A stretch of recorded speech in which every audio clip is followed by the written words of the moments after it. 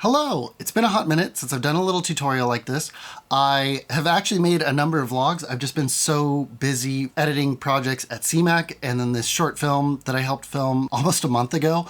I've just been so busy, but I wanted to do a quick video because I've got the Canon EOS R7 in my possession. Again, this is my brother's camera, but I'm borrowing it because today I'm gonna go film a musical, or not a musical, just a play. And I needed a third camera. I've got the C70, I've got the R5C, but I needed a third camera to look back at the audience. There is a planted actor in the audience, and I needed a third camera to look back at them. I technically have the EOS R. I could do this, but it has a 30-minute time limit. I wanted a camera without a time limit so that I could just point it back at the audience in the general area that the actor is going to be sitting and capture that. So I want to show you some of my favorite settings for a Canon EOS hybrid camera. Typically, this isn't the C70 or the R5C with the Cine operating system. This is the photo operating system. So I want to show you what my settings look like for setting up one of these cameras. So I've got the Ninja 5 to record the screen, and I'm going to record the screen, show you the settings that I use for recording video. Let's jump in. This very first setting came up because I have low res in standby mode on. I don't typically record to an external recorder for this camera now that it can record for longer than 30 minutes. Great setting. I hope there's some retroactive firmware that comes out for like the EOS R, R5, R6, but I'm not holding my breath on it. But the R7, the R3, and even the super affordable R10 have practically an unlimited recording time. I think it's like 6 or 7 hours, but like I'm gonna run out of battery or card space before I hit that time limit. So I'm gonna hit OK. Now I would want to turn this setting off if I was going to be recording in my Ninja 5 externally, because then I don't have to record in camera to get high res mode. But this is going to help save battery and not work the cameras hard for when it's not recording. Okay, let's jump into the menu and talk about some of these menu settings. Now I did build a star menu, a My Menu, but let's go ahead and jump right into the very beginning of the menu and just talk about all of these settings, because I do tweak these up front, but then I just put the settings I use the most in the star menu. I am in video mode in the camera, so the menus are gonna look specific to video mode. I'm not gonna change this photo settings because that's actually what my brother uses this camera for the most, is photos. So I'm gonna leave that alone. I'm just gonna change the settings in video mode. So movie recording size, I am gonna record in 4K. I'm gonna record in 4K fine because that's the best video out of this camera.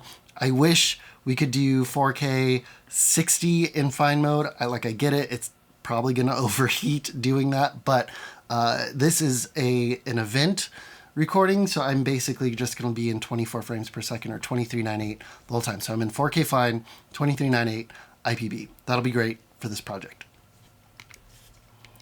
High frame rate, if I wanted to record 120 frames per second, I believe that's at 1080, is that right? Yeah, 1080, 120 frames per second. I'm not going to do that for this project. Digital zoom disabled. I think I can turn that on if I went into non-fine 4K mode. I could do a deeper crop and still get 4K out of this sensor because it's like a 30-ish megapixel sensor. Sound recording. I like to leave this on manual, and I'm going to be using the Rode VideoMic NTG. I did swap the cable for my own cable. But it's got its own volume knob on the back, or gain knob. So when using this mic, I typically leave the recording level kind of on that first notch. I need a little bit of gain from the camera to lift it up. I on the EOS R, I used to just do one click over and then really crank up the mic. The preamp in this camera was really, really clean, but with the C70 and the R5C, I found kind of bringing it up a little bit and then dialing it back on the mic works best. I actually don't have a ton of time to test this out, so I'm gonna do what worked well on previous cameras. I'm gonna leave it at that first notch, keep the preamps pretty low in the camera and crank it up on the mic, but still have a little bit of gain from the camera there. I don't need the wind filter or audio noise reduction on. I wanna do that in post. Plus, I'm going to be in a theater, pretty well sound controlled in there, so don't need those settings. All right, let's go back.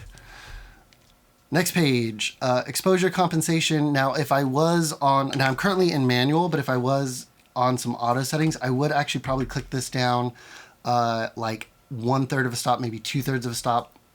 iPhones and Canon cameras, I feel like when in auto, they're just a tad hot, and clipping some of the highlights, I'd rather protect those highlights and then bring it up in post. So let's see, if I leave the menu and if I were to go into an auto ISO setting here, whoops, here we go. Let's go all the way down to auto, and I go back and I would turn this exposure compensation down maybe 1, maybe 2/3 of a stop.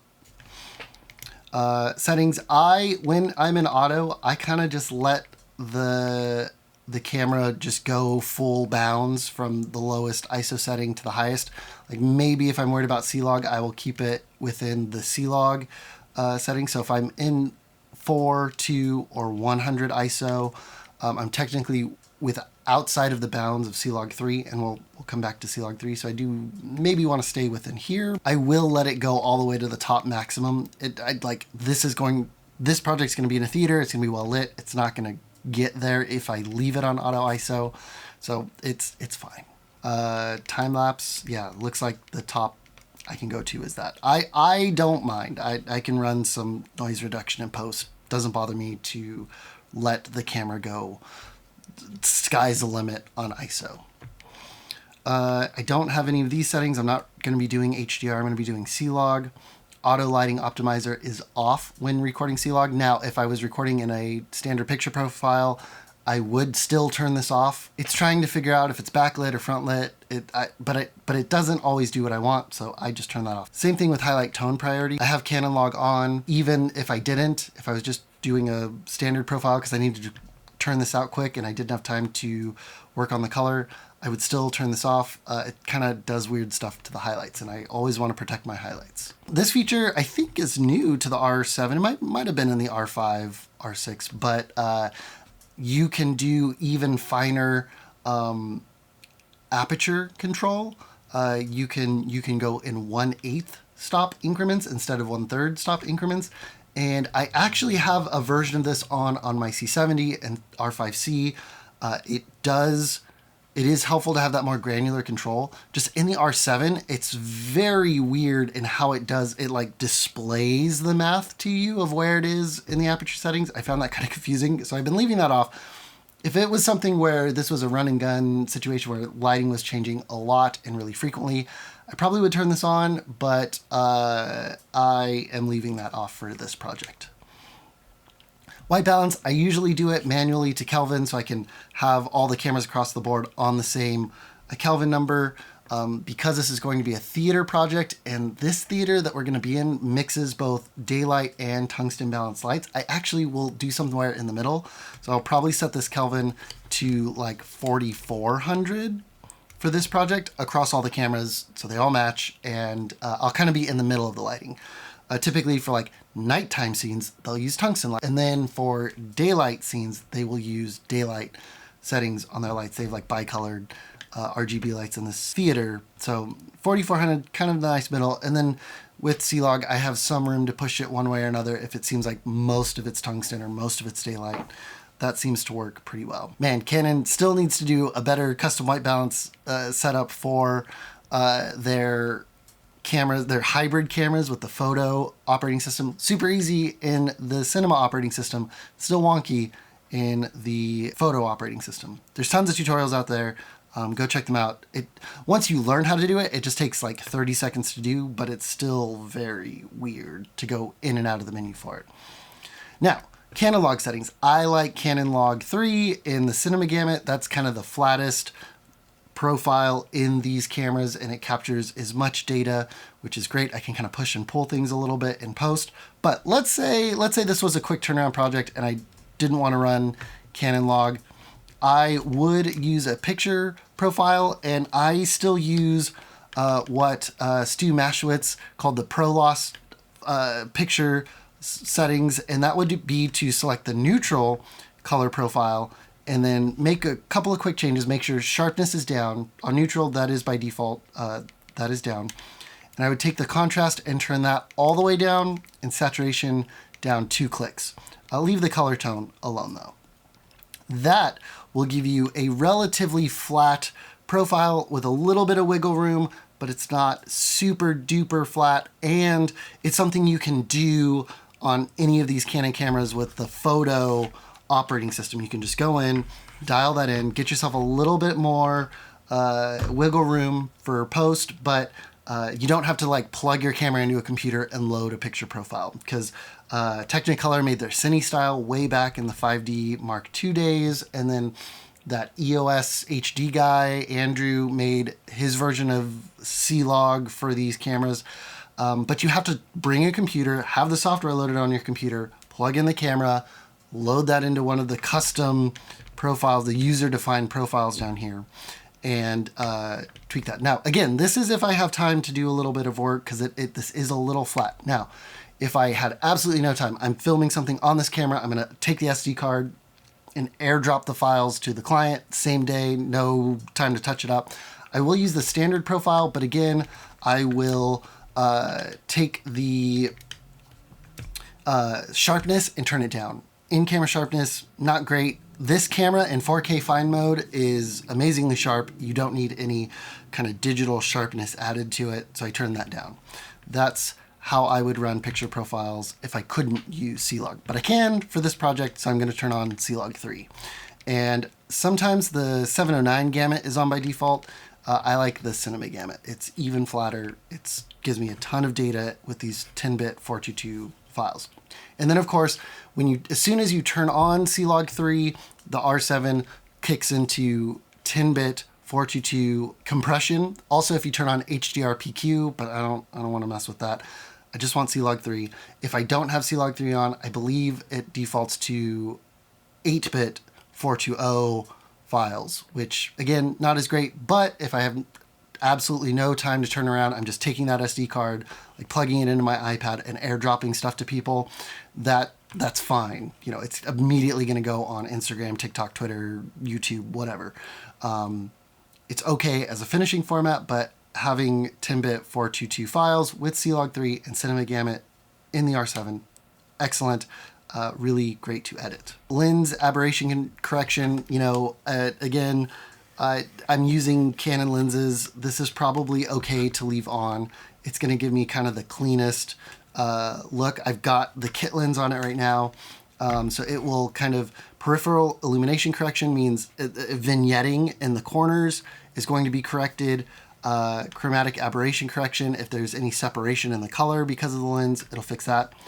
Distortion correction, there is correction data available for this. So as I zoom in, if there's any barrel distortion going on, it will fix that. I guess we could have that on. Again, this isn't my A cam, so I just am going to cut away to this occasionally. It's probably okay to have these things on. High ISO speed noise reduction. Now, noise reduction's gotten really good in these cameras, but I am going to turn it off. I have noise reduction software in my editor. I can take care of that in post, and I'll get cleaner results. And it's something I can undo. If I do this in camera, I can't undo it later, and I might not be happy with the results. So I'm gonna leave that off. Time-lapse movie, I can't have that on with C-Log. I wish I could. Canon, please make that a thing. I can have a movie self-timer, kind of like a photo self-timer. If I press the button, it's going to take either 10 seconds or 2 seconds to actually start recording. Don't need that. Remote control, there are some Bluetooth and wired remote controls for the R7. I actually got one of them at CMAC for checkout for members. Really cool. If you've got a shoulder rig, you can get that remote and attach it to your hand grip so that you can just trigger start and stop recording from the remote rather than having to like reach up on your shoulder and start the camera. It's pretty nice. IS, it's on. This lens has built-in IS, and then there's also IBIS in the camera. Now this camera is going to be locked off on a tripod, so I can turn this off. It's always ideal to turn off image stabilization in camera when you're on sticks because it might do some weird stuff. Now, I'm going to put the camera on a tripod and then not touch it ever. If I was panning, that's when things get a little weird. I'm actually going to leave it on because I might forget to turn it back on afterward. I'm going to put this on sticks and not touch it so that IS will kind of stabilize, get its point, and then not move, so should be fine. Camera auto level. This is interesting. The IBIS, if I don't balance my tripod, or if I'm hand holding and I'm not perfectly level with the horizon, the IBIS will fix that for me. Again, I'm going to turn this off. I'm going to be on a tripod. I'm going to balance it. It'll be fine. Quick controls. This is the Q menu that's built in on the screen. I can customize what the layout is. The default layout is fine.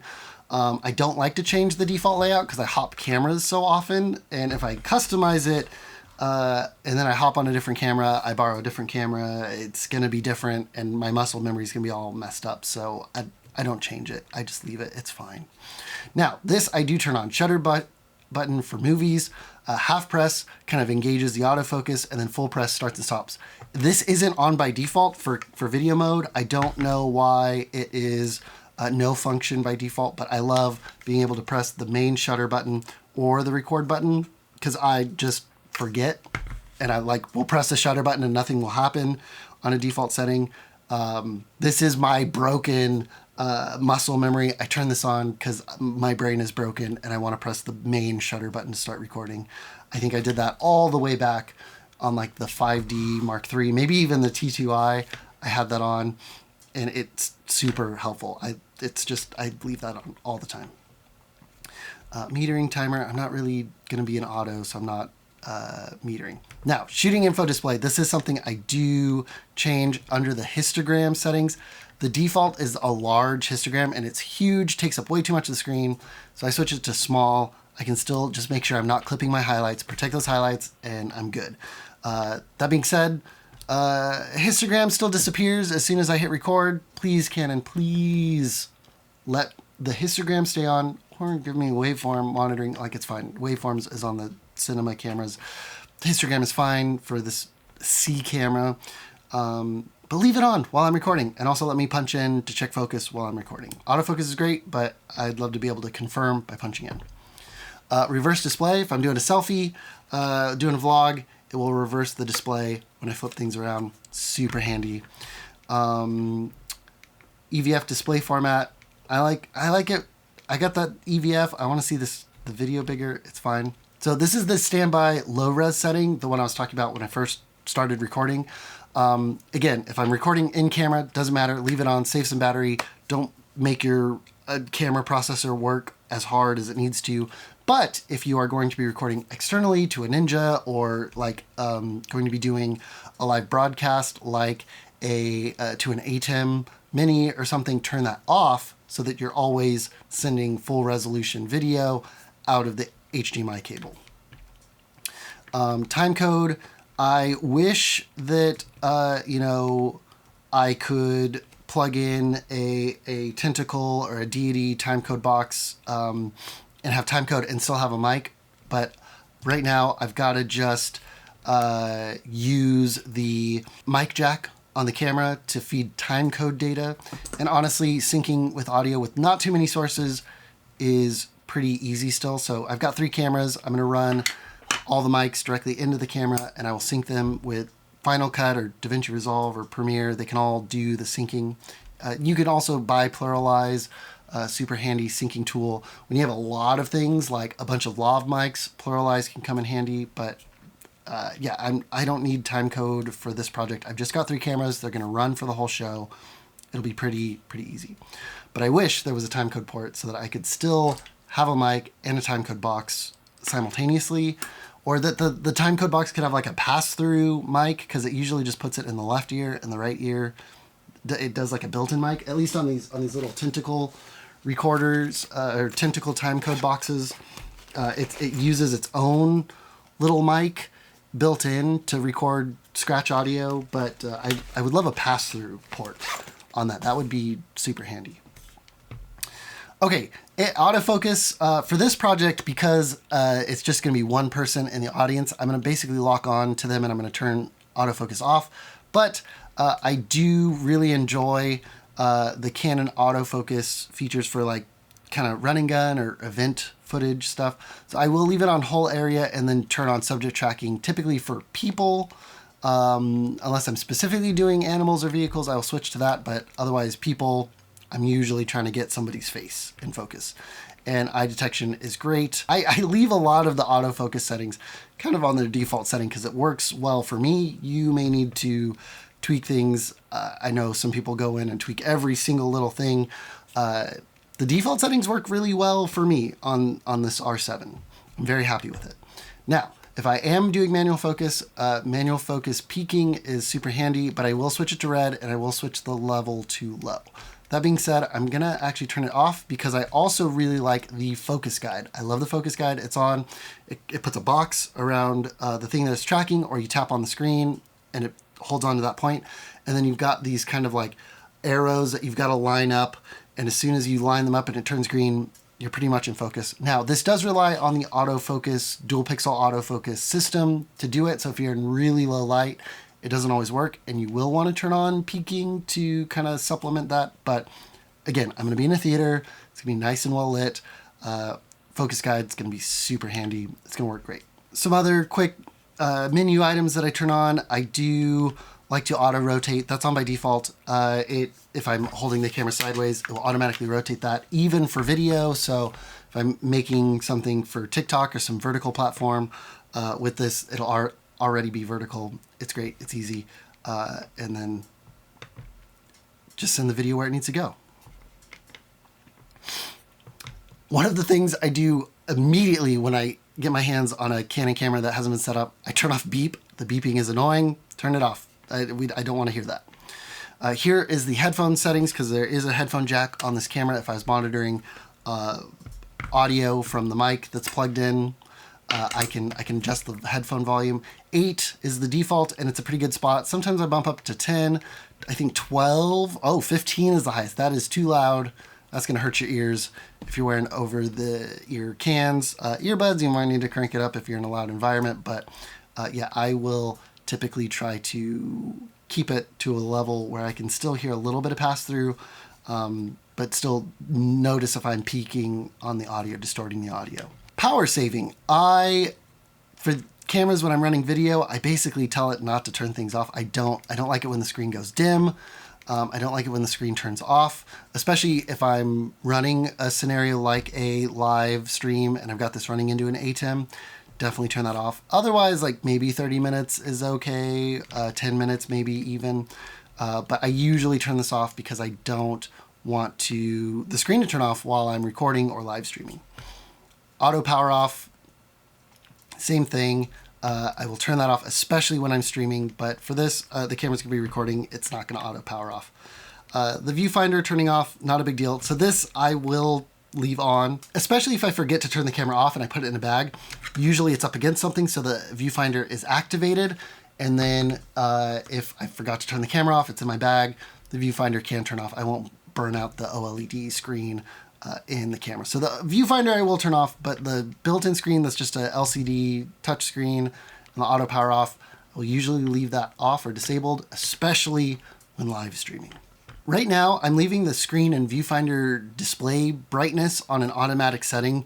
It does tend to work pretty well, but if this was a mission critical job and this was my A cam, I sometimes will manually override the viewfinder brightness because in daylight, the screen will kind of lie to you. In bright situations, the screen might make you think that you're underexposed and crank up the brightness. Again, use your histogram, protect your highlights, but at nighttime, the viewfinder might make you think that if it's too bright, it might make you think you are properly exposed when you're actually underexposed. Again, use your histogram, use your waveform monitor, just make sure you're not over or underexposing. That's kind of why, now that we have pretty good waveform monitoring in the cinema cameras and the histogram is okay, and I wish I could leave it on while I was recording. I kind of leave the screen and the viewfinder brightness on auto these days because I can glance at that and make sure I'm not underexposed or overexposed. But if I'm totally relying on the screen or the viewfinder, sometimes I will click that into manual. But I'm going to leave it on auto. This is mainly going to be an unoperated camera. I'm going to set it up for today's production, so I can kind of just leave that where it is.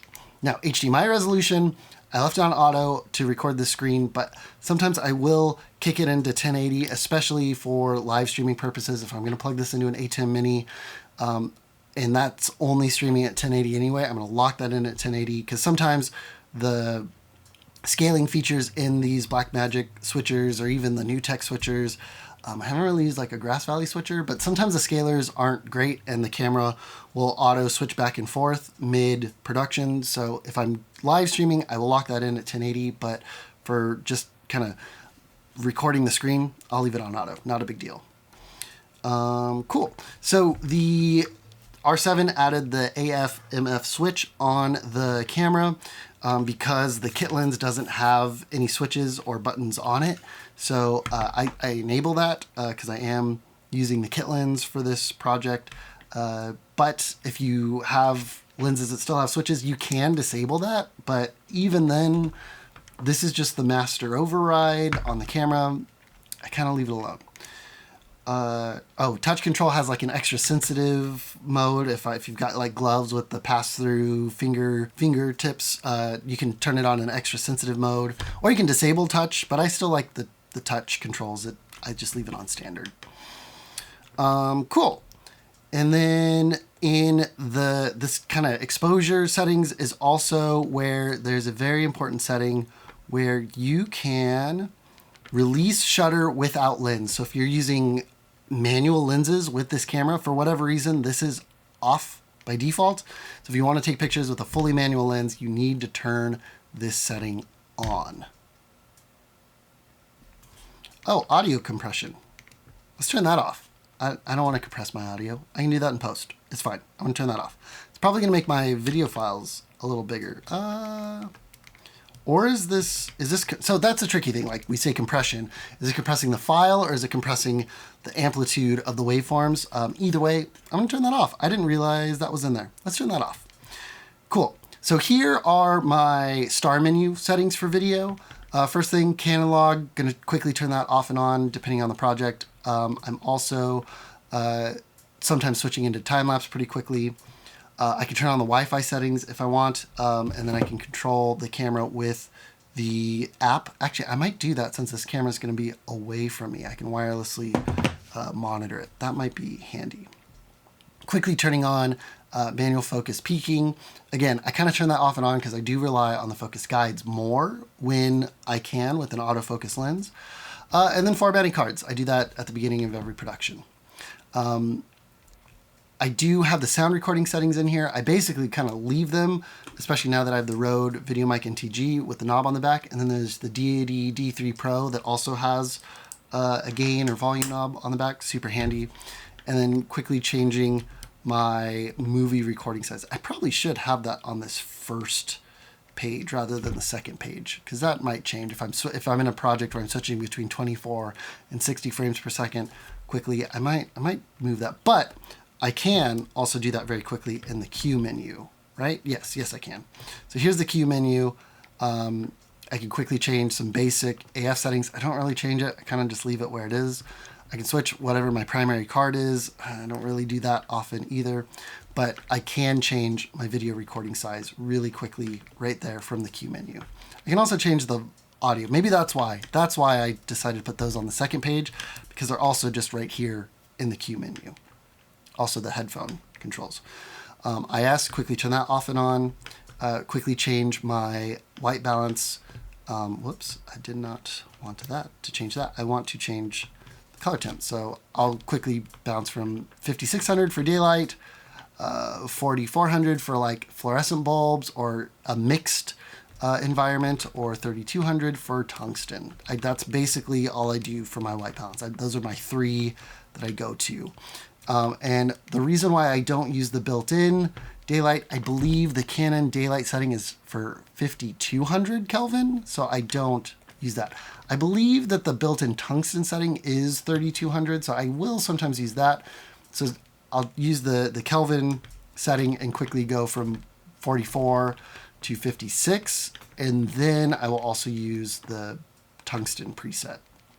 But I wish it was closer to the K. I've got to at least press the button 5 times, or 1, 2, 3, 4. Yeah, 4 or 5 times to get to it. So that's kind of annoying.